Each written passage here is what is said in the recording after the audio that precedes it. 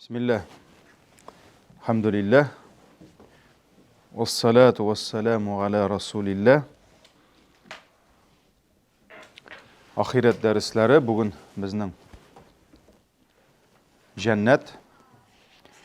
Bizning cennet turunda bulgan dersimizde sizning bilen eng soңгысы buldu bizning tema. Ул да булса, нинди гамәлләр кешене җәннәткә кертә. Җәннәт әһелләренең кыла торган гамәлләре һәм бүгенге безнең темабыз җәннәт юлы киртәле, сикәлтәле дип әйтикме, энәле дип әйтикме. Әлбәттә, җәннәт ул инде иң зур җиңү, иң зур дәрәҗә һәм иң бәхетле кешеләрнең кайтып, урнашып, шунда мәңге кала торган урыны булып тора. Һәм әлбәттә, җәннәткә бөтен кеше керә алмый. Чөнки җәннәткә керү өчен аның юлын үтәргә кирәк, ул юл бик авыр һәм мәшәкатьле. Һәм без сезнең белән bu хакта хадислар китергән идек. Безнең тема нинди иде? Җәһәннәмгә, нигә кешеләр җәһәннәмгә керә? Нигә җәһәннәм әһелләре күп була дигән темада без сезнең белән шундый мәсьәлә күтәргән идек. Чөнки дидек, нәфис, шахват, адам баласы үзенең нәфисен тыя алмый, шахватын тыя алмый. Нәфис инде ул безнеңчә әйткәндә мин була инде, һәркемнең эчендә утырган мине, мое большое я дип әйтәбез, страсть дип әйтәбез. Ул шуны тыя алмый һәм шуның сәбәпле җәһәннәмгә керә дидек. Һәм ул хадисларны китердек, һәм Бухари, Муслим риваятларында килә. Пәйгамбәрбез саллаллаһу алейһи ва саллям әйтте: "Хуҗибат ан-нар би-шахават" диде. Җәһәннәм уты әйләндереп алынган шахватлар белән диде. Шахват ул инде страсть була. Ва хуҗибат ал-җанна бил-макарих. Җәннәт киресенчә әйләндереп алынган макрух. Макрух дигән сүз кешенең нәфесе авыр күрә торган. Мәшәкатьләр белән, авырлыклар белән әйләндереп алынган ди. Димәк, җәннәткә керәсе килгән кеше нишләргә тиеш? Ул шушы авырлыкларны үтәргә тиеш. Һәм икенче бер хадис, аны инде без сезнең белән шулай ук искә генә төшереп китәбез. Тиз генә тәрҗемә итәм мин аны. Имам Тирмизи, Абу Дауд, Ан-Насаи риваятларында килә. Бу Хурайра радиллаһу анһу әйтә, Пәйгамбәрбез саллаллаһу алейһи ва саллям әйтте ди: Аллаһ Тәгалә җәннәтне юктан бар кылганнан соң, Җәбраил фәрештәгә әйтте ди: "Изһаб фанзур илейһа" дип ди. Бар һәм җәннәтне күреп кайт дип әйтте ди. Җәбраил үз күзе белән җәннәтне, иҗмахны күргәннән соң, Аллаһ Тәгаләгә әйтте: "Я Раббым ди, синең белән ант итеп әйтәм, клянусь твоим величием ди, әгәр дә бер кеше җәннәтне күрсә ди, ул анда кирми калмас ди. Чөнки җәннәт, аны ишетү, аны күрү, андагы нигъмәт, аны инде беркем дә җәннәттән баш тартмаячак һәм җәннәткә керер өчен бөтенесен эшләячәк ди. Шуннан соң Аллаһ Тәгалә җәннәтнең кыймасын тотты, нәрсә белән? Менә шушы авыр сынаулар белән.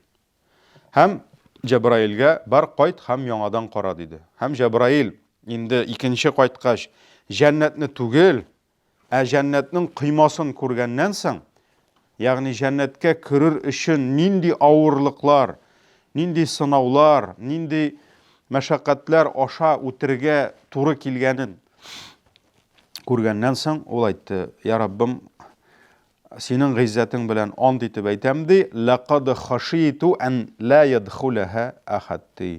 Мин ди курыктым ди, җәннәткә бер кем дә керә алмас икән дип ди. Менә җәннәтнең үзен күргәч әйткән иде, җәннәт турында кем ишетсә, анда кирми калмаячак дип, обязательно керәчәк дип. Ләкин җәннәтне әйләндереп алынган нинди авырлыкларны аша үтәсен күргәч, Җәбраил әйтте: "Мин ди ул авырлыкларны күргәннән соң бер кем дә җәннәткә кирмәячәк икән дип уйладым" ди. Менә бу хадис безгә нәрсәне күрсәтә? жәннәткә керәсе килгән кеше ул шушы авырлыкларны үтәргә тиеш. Ягъни җиңел генә рахатланып жәннәткә киреп булмый. Һәм имам Ан-Навави шушы хадискә аңлатма биреп, нәрсә диде? Имам Ан-Навави, мәсәлән, аның инде бар шул ук Сады праведных, изгеләр бакчасы бар, 40 хадис бар. Имам Ан-Навави ул инде шушы хадисләргә аңлатма бирүче зур галим инде, ул үзе Шафиғи галиме булган, рахимахулла. Һәм ул әйтә, менә монда ди, пәйгамбәребезгә бирелгән матур тел ди. Чөнки пәйгамбәр саллаллаһу алейһи ва саллям аны бик матур итеп әйтә. Җәһәннәм әйләндереп алынган шахватлар белән ди, җәннәт әйләндереп алынган макрухлар белән, авырлыклар белән. Менә монда әйләндереп алынган дигән сүз хиҗаб сүзе белән килә. Хиҗаб. Нәрсә ул хиҗаб? Ул покрывало. Шулай бит инде. Димәк, җәһәннәм аның покрывалосы нәрсә? Ул шахватлар, это страсти. Һәм шушы покрывалны алып, кеше киреп китә кая? Җәһәннәмгә. Ягъни шушы шахват белән күңел ачып, байлыкка алданып, азгынлыкка төшеп, кешеләр киреп китә җәһәннәмгә. Җәннәт аның покрывалосы нәрсә? Ул авырлыклар, ул сынаулар.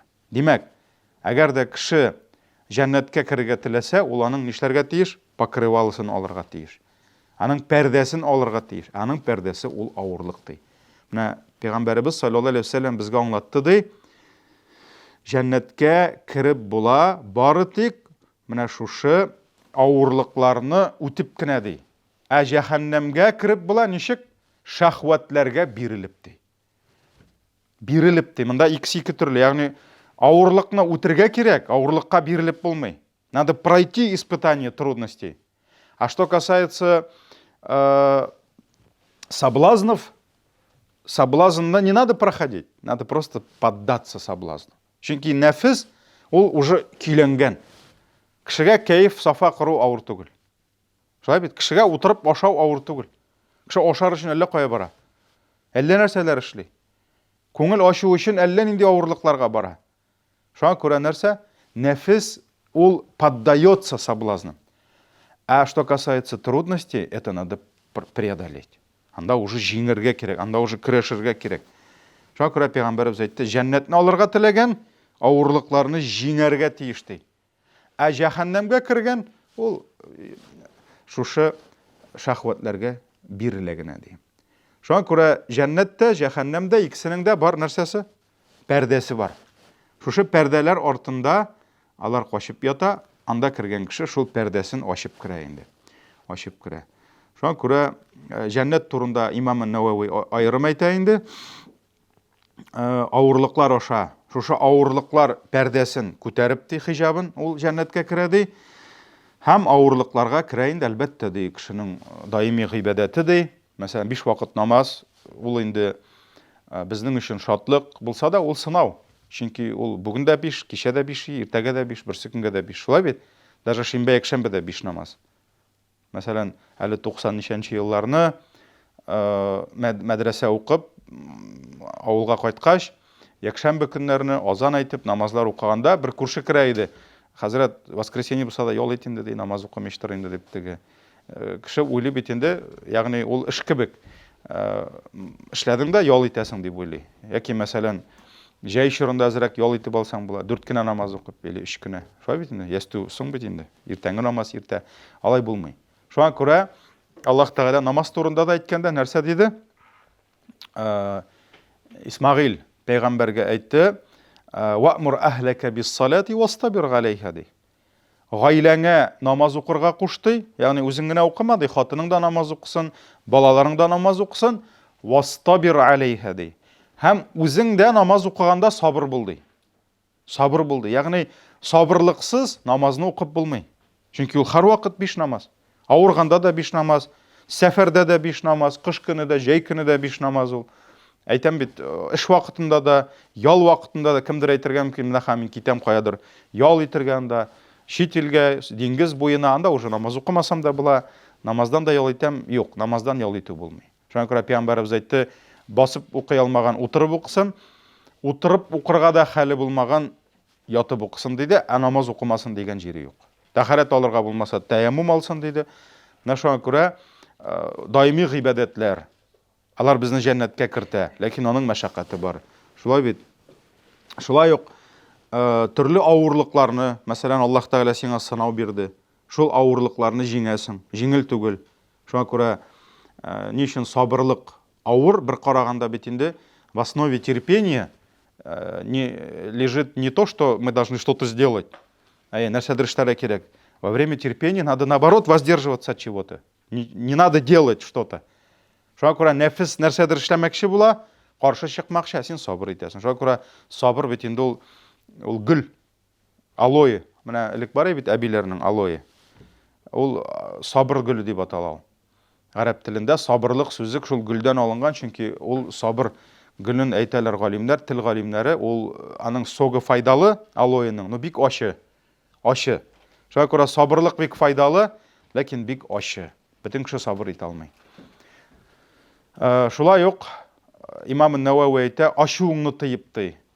Мәсәлән, кай вакыт бик каты кешенең ачуы килә, ачуын чыгарасы килә, әйтәсе сүзләрне әйтәсе килә, ләкин юк, ул телен тыя.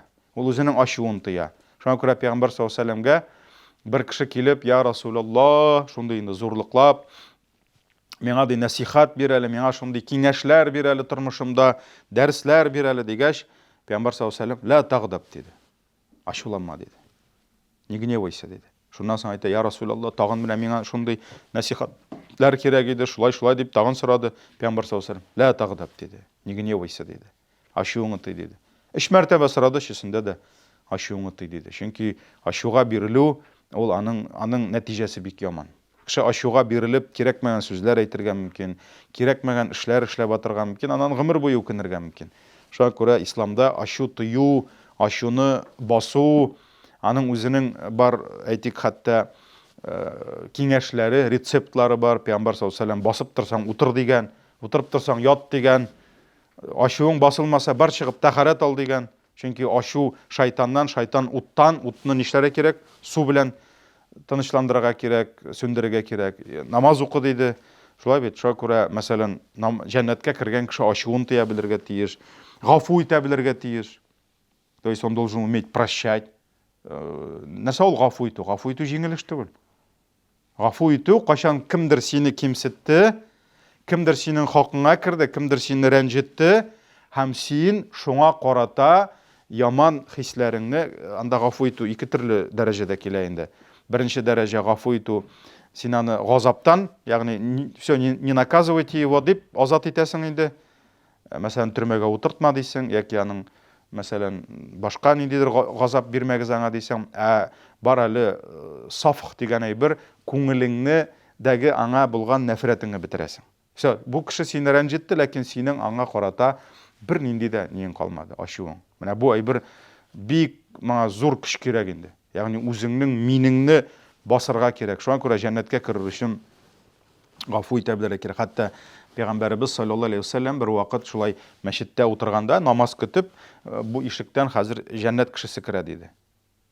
Җәннәт әһле керә диде. То есть бу бит инде удивительно, гаҗәеп бит инде. Бөтен кеше карый, кем керер микән дип. Бер мәлне берәү керә, тахарат алган битләреннән сулар ага, әле нәрсәсендер киеп, бер аяк киемен кигән, берсен кулына тоткан. Бөтен кеше бит инде уже намазда, бөтен кеше көтеп утыра инде. Бу ашыга аптырадылар инде. Икенче көнне Пәйгамбәр саллаллаһу алейһи ва сәлләм әйтә, җәннәт кешесен күрәсегез килсә дә, менә монда карагыз ди. Шул ук кеше керә. Тагын ашыга килә, бөтен кеше килгән инде. Шуннан берсе килеп, инде ничәдер 3 көннән соң әйтә, минем ди әтием белән бераз ачуланышкан идем, өйгә кайта алмыйм ди. Син дә кунсам буламы ди. Тегесе әйтә, яра кун ди. Кайта да куна, төне буе генә саклап чыга. Бу нәрсә эшлим икән, бу җәннәт әһле бит инде. Төне буе намаз да укымадыны, 3нче өлеш килгәч инде укыды. Көндез карый, әллә нәрсә юк инде. Уразасын да тота, башкалар кебек намазын укый. Күпмедер вакыттан соң килеп сорау бирде, менә ди, мин ди әтием белән ачуланмадым ди, ләкин сине күрәсем килде ди. Пәйгамбәрбез 3 мәртәбә әйтте ди, моннан җәннәт кешесе керә, син кирдең ди. Синең нәрсәң барсың шул хәтле ди. Бу әйтә, син миндә нәрсә күрсәң, бүтән бер әйберем дә юк ди. Шуннан соң инде аптырап бу китеп бара да, шуннан соң әйтә, тукта ди. Бер сыйфатым бар ди. Нинди ди? күн сайын йоклар алдыннан дей, bir kimге карата ашуымны калдырмыйм дей. Bir kimге карата bir нинди ашуым калмайды. Ягъни кимдир мени кимсеткән булса, кичерәм, гафу итәм дей. Bir kimге көнләшмим дей, bir kimге ягъни ашу, нәфрәт калдырмыйм дей. Шуннан буйлап тора да, менә шуңа дей син дей җәннәт әхирендә дей. То есть башкалар аны булдыра алмаска мөмкин. Шуңа күрә кичерә белү, гафу итә белү ул бик зур көч, бик зур көч. Садака бирү, шулай ук авырлык ул. Кем әйтте садака бирү җиңел дип?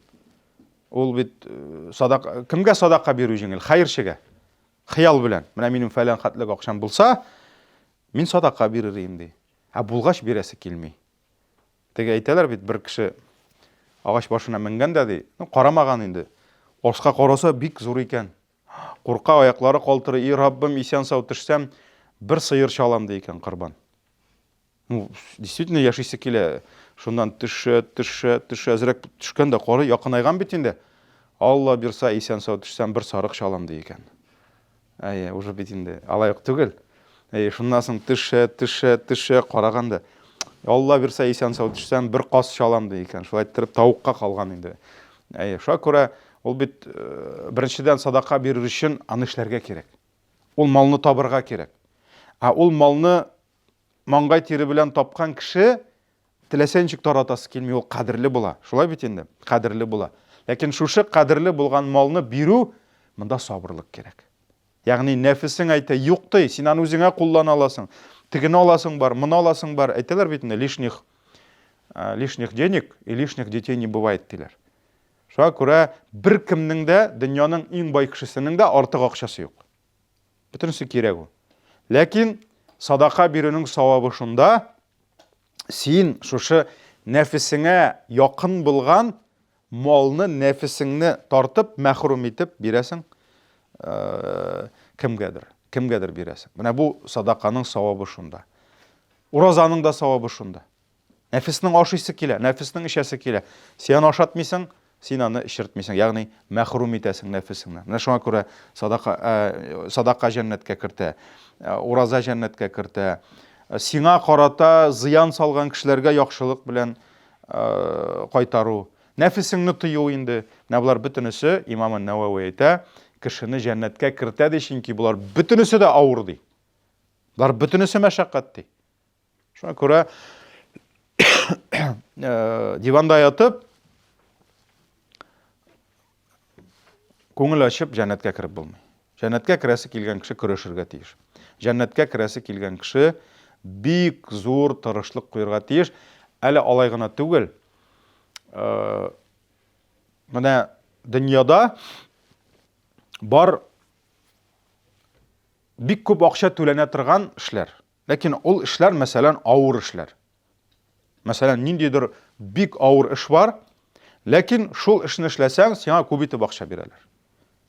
Ул белә, менә мин моны эшлим ди, аның сәламәтлеге нитергә мөмкин, ул ответственность булырга мөмкин, ниндидер анда высотный эшләр булырга мөмкин. Да, аның акчасы да күп. Җәннәт бик авыр җәннәтне алу. Ләкин җәннәтнең бәясе шул кадәр кыйммәт. Күп мегенә тырышсаң да, без белергә тиеш, җәннәтнең бәясе миллиард раз дороже. Аллаһ Тәгалә безгә әйтә, менә сезгә җәннәт ди, ләкин җәннәтнең бәясе кыйммәт ди.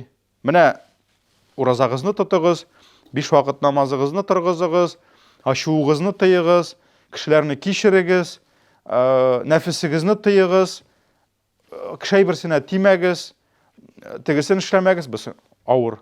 Ләкин Аллаһ Тәгалә безгә әле тагын бер мәгълүмат бирә. Нәрсә ди? Сез күпме генә җәннәт өчен бирсәгез дә, җәннәт күпкә кыйбатрак ди. Шуңа күрә Пәйгамбәрбез саллаллаһу алейхи ва саллям үзенең бер хадисендә нәрсә диде? Пәйгамбәр саллаллаһу алейхи ва саллям әйтте, берегезнең дә кылган изгелекләре җәннәтлек түгел диде.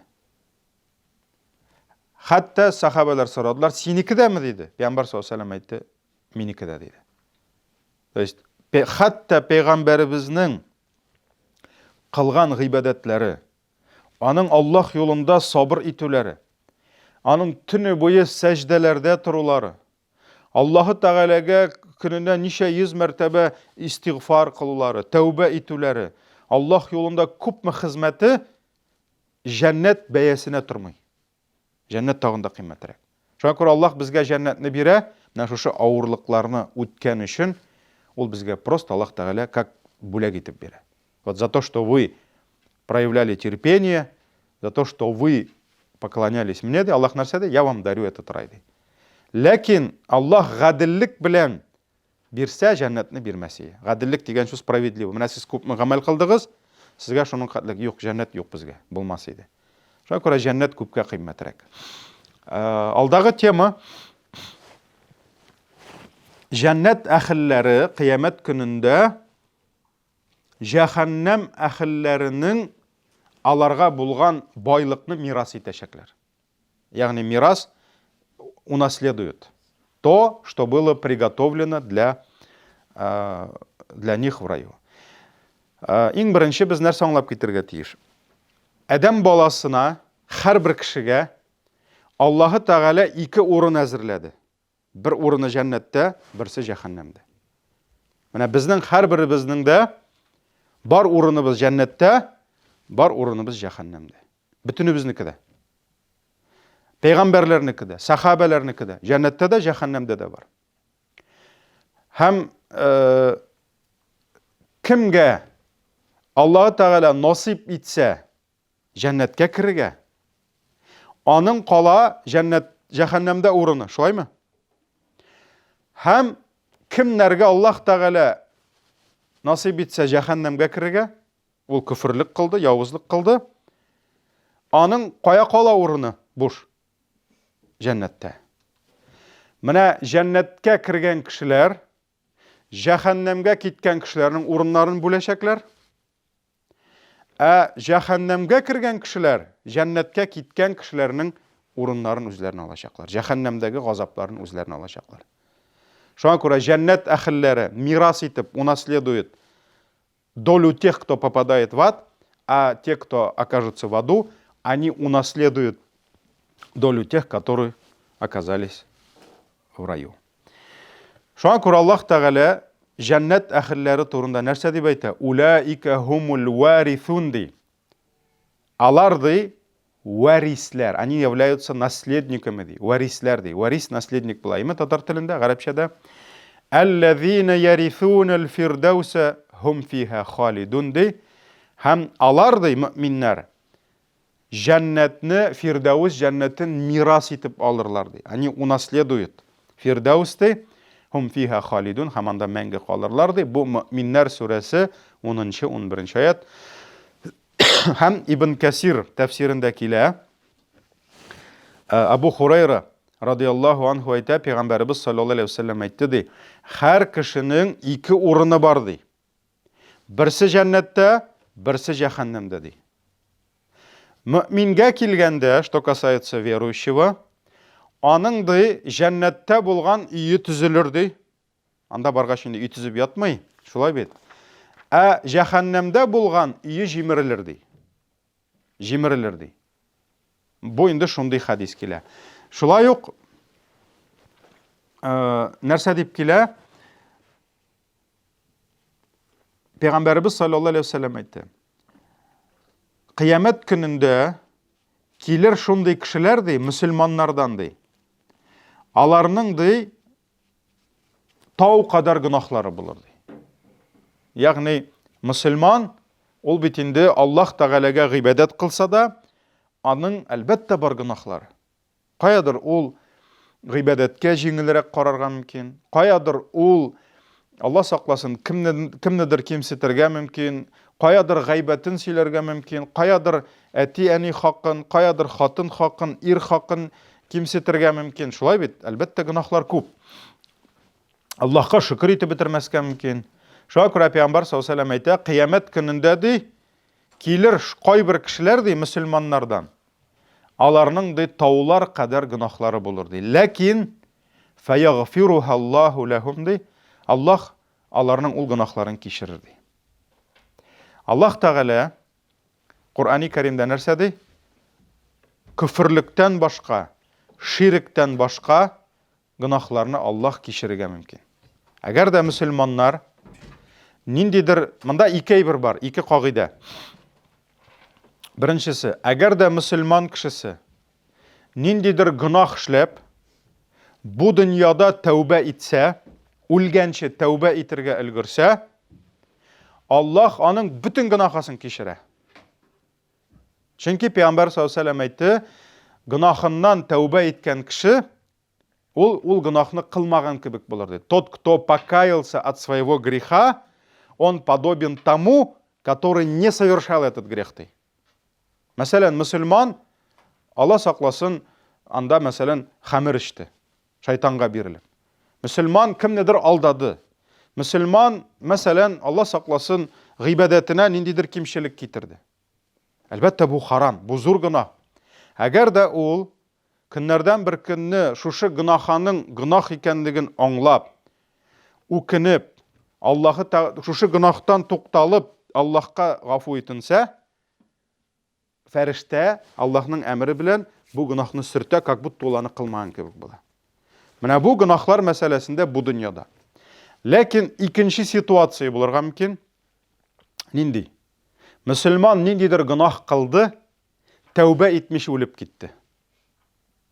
Менә монда шулай ук мөселманнарны икегә бүләбез. Икегә.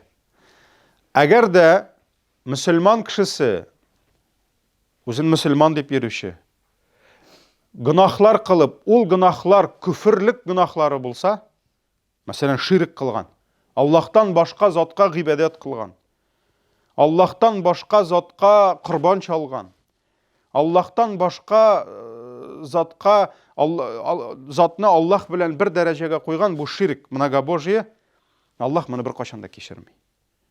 Әгәр дә зур ширк кылып үлә икән, ул мөселман булып үлми, кафир булып үлә. Мәсәлән, ниндидер күферлекләр кылып үлгән булса, Алла сакласын. Всё, аның ул гынахлары кичерелмәй. Ләкин әгәр дә бу ширк түгел, бу күферлек түгел икән, аның бу гынахасын калдырабыз Аллаһка. Это на усмотрение Аллаһ. Без әйтә алмыйбыз. Ярар, ширк түгел, Аллаһ кичерер әле. Ничего подобного. Аллаһ теләсә кичерә, Аллаһ теләмәсә кичермәй. Шуңа күрә Пәйгамбәрбез саллаллаһу алейһи ва сәллям әйтте. Аңлашылдымы? Димәк, кагыйдә нинди? Бу дөньяда адәм баласы тәүбә итә икән, нинди генә гынах булса да Аллаһ кичерә. Ширкне кичерәме? Тәүбә итсә. Сахабалар ширктә булдылар, күпмесе. Аллаһка ихлас тәүбә белән кайттылар, таухидка, Аллаһ кичерде. Күферлекне кичерәм, кичерә. Бу дөньяда бөтенесен кичерә. Ләкин тәүбә итмичә, әгәр дә ул үлеп китә икән, ширк, күферлек булса кичермәй. Әгәр дә ул мөселман булып, бер Аллаһка гыйбадәт кылучы булып, башка ниндидер гынахлар кылса, монда Аллаһ Тәгалә үзе решать итәчәк, үзе хәл итәчәк. Теләсә кичерә, теләсә җәһәннәмгә кертә, шул гынахлары өчен янып беткәнче. Аннан җәннәткә күчерә дидек. Шуңа күрә Пәйгамбәр саллаллаһу алейһи ва сәллям әйтте, кыямәт көненә килер кайбер мөселманнар, аларның тау кадәр гынахлары булыр, ләкин Аллаһ аларны кичерер ди. Һәм нәрсә эшләр? Аларның гынахларын ди китап әһелләренә бүлеп бирер ди. Китап әһелләре ул инде пәйгамбәрләре килгән, китаплары ингән, яһуд һәм насараларны кертәбез инде, шулай бит, шуларга аларның гынахларын бүлеп бирер ди. Димәк, җәһәннәмдә алар янашаклар, бу гынах өчен булар янмаячак инде. Икенче бер хадистә Пәйгамбәр саллаллаһу алейһи ва сәллям нәрсә диде? Кыямәт көне җиткәч ди, Аллаһ Тәгалә ди, һәр мөселманга бер китап әһелен бирер ди. Яки инде бер кафирне бирә. Һәм нәрсә эшли? Бу ди сине җәһәннәмнән выкуп ди. Һәза фикакука минан-нар ди. Фикак ул выкуп. Татарча выкуп ничек була? Мин русча сүзләр кыстырган өчен сүгәләр, ниләр, подписчиклар. Выкуп ул инде йолым дип килә инде. Ул бик сирәк кулланыла торган сүз инде, ләкин рус телендә бар. Менә татар телендә без күбесен онытып барабыз. Шулай бит, йолым. Ягъни Аллаһ Тәгалә нәрсә ди? Бу ди, менә мәсәлән, мөселман тора, аның бар гынахлары. Аллаһ Тәгалә аңа бирә бер кафирне һәм әйтә, менә бу кафирне җәһәннәмгә җибәрәм ди. ол сенің үшін выкуп болашақ дей. Сен бар кет жәннәткә дей. Шулай айттырып, Аллаһ Тәғәлә йолым итеп инде бирә. Мәсәлән, хәтта анда инде йолым дип килмей, ул выкуп дип түгел, фида дип килә. Ниде? Ибрахим пәйғамбәргә бит инде Аллаһ Тәғәлә шал диде баласын. Шулай бит?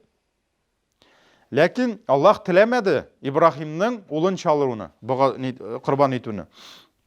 Һәм соңыннан инде Аллаһ Тәғәлә күргәч, Ибрахим бит шалайды, шалды, шулай бит. Аллаһ Тәғәлә бирмәде Исмағилне, чөнки Исмағилның ғайыбы юк, ул құрбан булып китергә тиеш түгел иде. Аллаһ Тәғәлә нишләде? Жәннәттән бирде сарык, куй, һәм нәрсә диде? Бу сарыкны суй диде, мин синең Исмағилыңның гомерен сатып алам диде, выкуп диде. Һәм Ибрахим Исмағилне түгел, шул сарыкны шалгач, Аллаһ Тәғәлә азат итте Исмағилне уттан. Менә шуның кебек монда җәһәннәмгә безнең өчен кәфирләр китәчәкләр инде. Иншалла. Шулай итеп, менә җәннәттәге кәфирләрнең җәннәттәге урыннарын үз ара мөселманнар бүләшәкләр. Мөселманнар бүләшәкләр инде. Тегеләр инде җәһәннәмгә китәчәк. Шулай ук җәннәтнең күпчелек әһелләре кемнәр булыр? Без бит инде җәһәннәмнең күпчелек әһелләре кемнәр булыр дигән сорауны куйган идек, шулай бит? Анда даже хатын-кызлар да килеп чыккан әле, шулаймы? Тәкәбберләр дидек, шулай бит инде сүрәтләр ясаучылар дидек, тагын кемнәр килдек.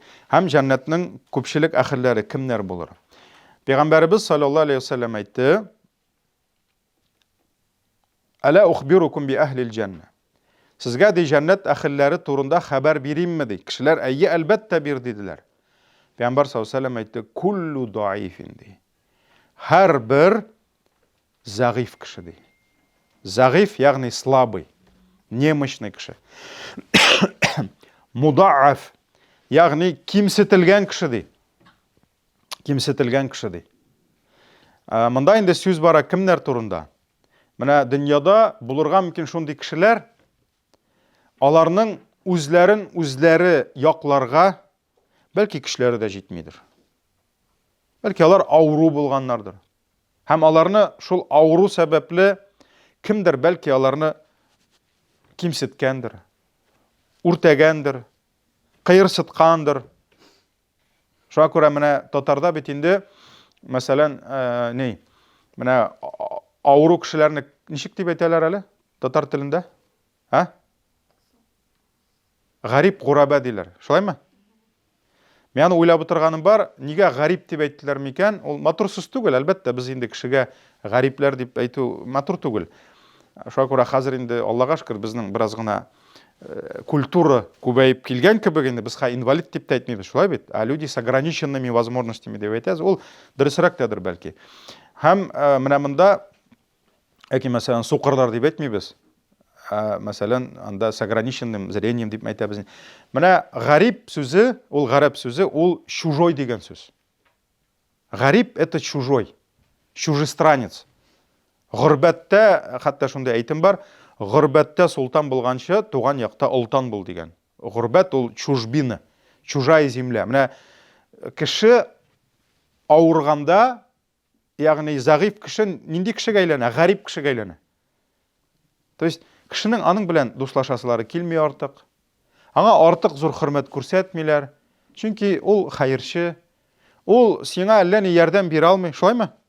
Мәсәлән, ул көчле кеше, популярный кеше була бит инде, аның кырында дуслары күп була, чөнки акчасын да бирә, ул сине, мәсәлән, кафега барсаң түли. Ул бит инде бай, шулай бит инде ярдәм кирәк булса бирә, аны бөтен кеше ярата. Зәгыйф кешене аны бик якын итмәскә мөмкиннәр. Аны күрмиләр дә. Ул табигый нәрсә инде. Хәтта Пәйгамбәр саллаллаһу алейһи ва саллям вакытында булды бит кем? Җүләйбиб, аңа хәтта беркем дә кызын да бирмейде. Ул мискин өйләнә алмыйча йөрде, Пәйгамбәрбез үзе барып өйләндергәнче. Чөнки Җүләйбиб берсенең кызын килеп сораса, көләләр, Җүләйбибкә бирмибез инде кызны, яраткан кызыбыз дип әйтәләр. Чөнки ул хәерче иде.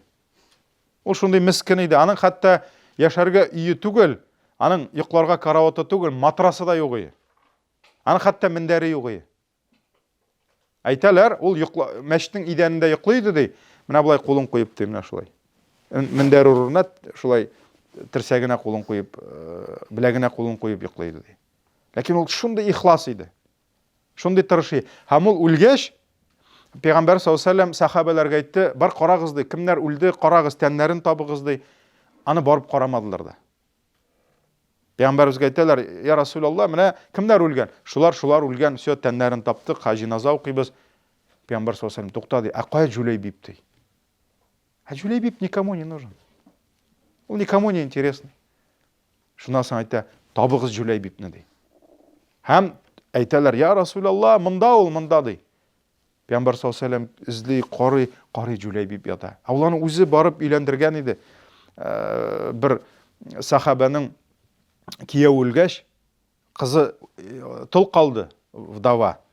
Һәм Пәйгамбәр саллаллаһу алейһи ва саллям килеп, бирегез кызыгызны Җулайбибкә дип, аларны өйләндергән иде. Һәм Пәйгамбәр саллаллаһу алейһи ва саллям килсә, ята Җулайбиб. Һәм аның кырында яталар үлгән мушриклар. Анда ничә, 5-әүме? 5 кеше ята. Ягъни бер үзек ничә кеше белән сугышкан? 5 кеше белән. Тегеләр дә үлгән, но будагын яралангач инде үлгән. Шуннан соң Пәйгамбәр саллаллаһу алейһи ва саллям ни ди, алар сине үтерделәр, син аларны үтердең ди. Һәм кабергә үз алып төшә. Менә булай кочаклый Җулайбибне. Һәм төшә кабергә, һәм әйтә, ни ди, мин синнән ди, а син миннән ди. Ты от меня, а я от тебя ди. И шунда басып тора бит инде көчле сахабалар. Кылычлар белән, шундый дәрәҗәле, шундый, ничек әйтергә, бай. И бөтенесе, Җулайбиб булсайык дип утыралар шунда. То есть Пәйгамбәрбез зәгыйф кешеләрне күтәрде. Чөнки ул зәгыйфтә дә ихласлык, может быть, башкаларныкына карый күбрәк иде. Шуңа күрә монда теге ни в коем случае урысча әйтәм, ислам нитми, зәгыйфлекне мактамый. Бөтенегез зәгыйф булыгыз, слабый, немощный булыгыз. Юк, но ислам нәрсәди, даже в слабых людях есть огромные благо. Шуңа күрә син үзеңнән хәерче, зәгыйф кешегә борыныңны чыеп карага тиеш түгел, чөнки может анда ихласлык күбрәктер. Может ул синнән күбрәк намазлар укыйдыр. Может ул күбрәк синнән зикрләр әйтәдер. Может ул күбрәк синнән дугалар кыладыр.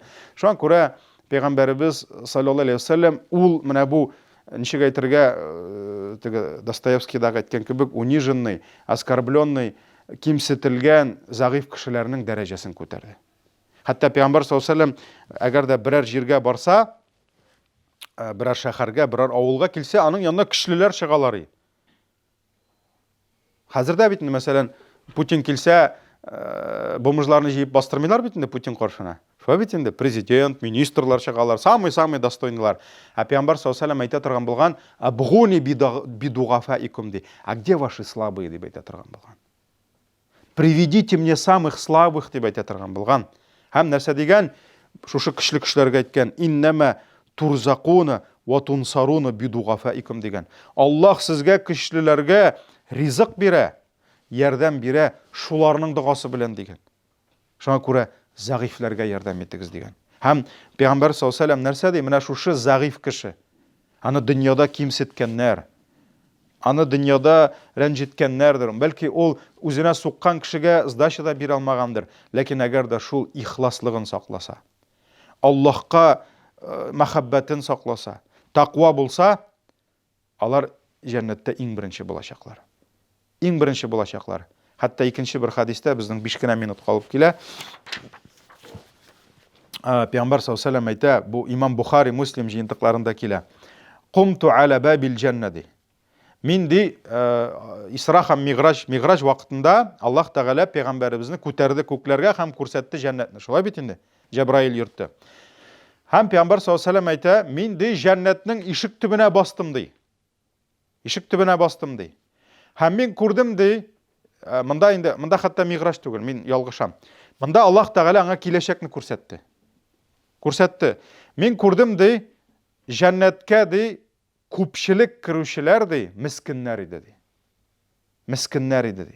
Мискин, ягъни бедняки, Fakirler, hayırçiler idi dey. Ve ashabul ceddi mahbusuna gayra enne ashabin nar qad umira bihim ilen nar dey. Hem baylarını dey, alarını әлі to'xtatib turdilar dey. To'xtatib turdilar dey. Çünki baylarını bit әлі аларның санысы бар. Қаян көп молған, нәрсәгә тотқан, шулай бит нәтиҗәләрнең санар әйберләре дә юк. Шуңа күрә аларны тотып торырлар ди. Шуңа күрә бар мәсәлән хадис фақирлар җәннәткә 500 ел алдан кирәләр дигән. То есть 500 ел кирәк булачак байларның байлыкларын санарга. Пока әле бөтен каян алган уланы, халалмы ул, берәрсен рәнҗетмәгәнме, берәрсен кимсетмәгәнме, берәрсенең хакына кирмәгәнме. Шуңа күрә менә ислам үзенең ихласлыгын, Аллаһка гыйбадәтен саклый алган шушы фақирләрне, мискиннәрнең дәрәҗәсен күтәрә. Хәтта Пәйгамбәрбез саллаллаһу алейһи ва саллям Мәккәдә ул бит инде Пәйгамбәрбез алейһиссалату вассалам ул бит инде җитәкче булды. Шулай бит. Һәм Пәйгамбәрбезгә Мәккәнең көчле кешеләре белән мугамәлә төзергә кирәк иде. То есть ему надо было выстраивать отношения с сильными людьми Мекки. Чөнки көчле кешеләр политиканы ясый. Көчле кешеләр кайта да кабиләсен әйтә. То есть гарәпләр бит инде жили племенами. Мәсәлән, кабиләнең башлыгы намазга басты, гыйбадәткә килде, кайтты да әйтте, бөтенегез намазга диде. Бөтен кабилә басты. Шуңа күрә ислам һәрвакыт ставка ясый көчле кешеләргә. Пәйгамбәр саллаллаһу алейһи ва саллям әлбәттә аңа кирәк иде көчле Курайшлар белән дус булырга, бергә булырга, әмма динсезләргә ошамады Пәйгамбәребезнең бер гадәте. Ул гел мискиннәр янында. Чөнки Пәйгамбәребез мәсәлән ятимне күрсә, аның йөрәге түзмәде. Чөнки үзе нинди үсте? Үзе ятимлектә үсте. Аның якларга әтисе юк иде. Шуңа күрә ул урамда ятимне күрсә, ул аның кырына килде. Кай вакыт Пәйгамбәребезнең бер кара кыл баласы килеп, кулыннан җитәкләп алып китсә, Пәйгамбәр абай барайды артыннан дип әйтә. Теге бала шуны җитәкләп йөри иде ди. Күрсәтеп, экскурсиялар ясап анда. Пәйгамбәрбез каршы килә алмады. Шуңа күрә бу байлар күрәләр Пәйгамбәрбез хәерчеләр белән утыра. Буларның алар янына барасылары килми. Хәтта бер вакыт нәрсә диделәр? Эй Мөхәммәд ди.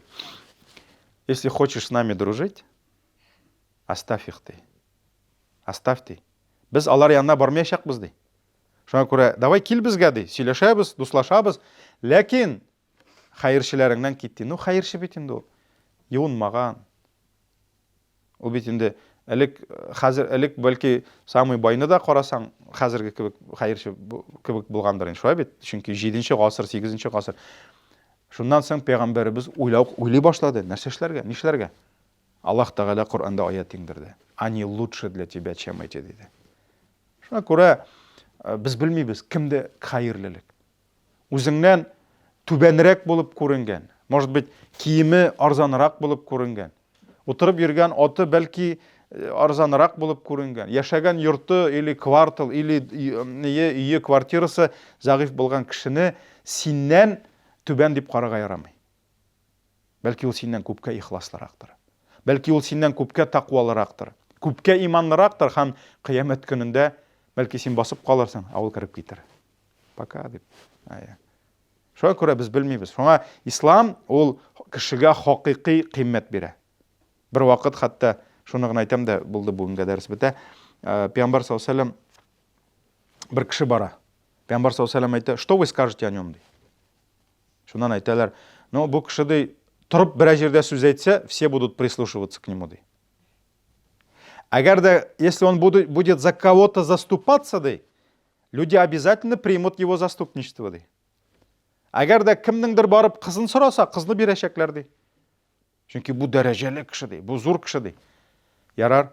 Күпмедер вакыттан соң берәү килә, Пәйгамбәрбез әйтә: "А моның турында нәрсә әйтәсез?" ди. Бу ди басып сүз әйтсә, моны тыңламаячаклар ди. Все, бу башка уровень кеше. Бер хәерчедер инде, шулай бит. Ярар. Әгәр дә килеп кемнеңдер кызын сораса, улы өченме, дусты өченме, аның сүзін қабыл етмейшеклер де. Бермейшеклер қызларын. Әгер де кімнедір тұрып yoqlarga тырышса да, если за кого-то будет заступаться, ходатайствовать, его заступничество никто не примет. Қарағыз, бүтін яқтан минус. Пейғамбарымыз айтты, вот он один лучше ды, чем вот этот полный земли ды. На бұндай кішілер жер толы болсалар да ды, он один лучше, чем вот эти все ды. Шуан көре ислам кішіге хақиқи дәрәжә бирә. Һәм менә жәннәткә дә кемнәр керәчәк беренче? Аллаһ белә. Аллаһ белә. Аллаһ Тәгалә үзе генә белә. Ярар, безнең жәннәт буенча тема калды. Жәннәттә ирләр күбрәк буламы, хатыннармы инде? Каян беләсез? Әле бит тема гына әйттек. Моны галимнәр уже веками обсуждают. 14 веков уже. Субханакаллахумма бихамдик, ашһаду ан ла илаха илля анта, астагфирука ва атубу илейк.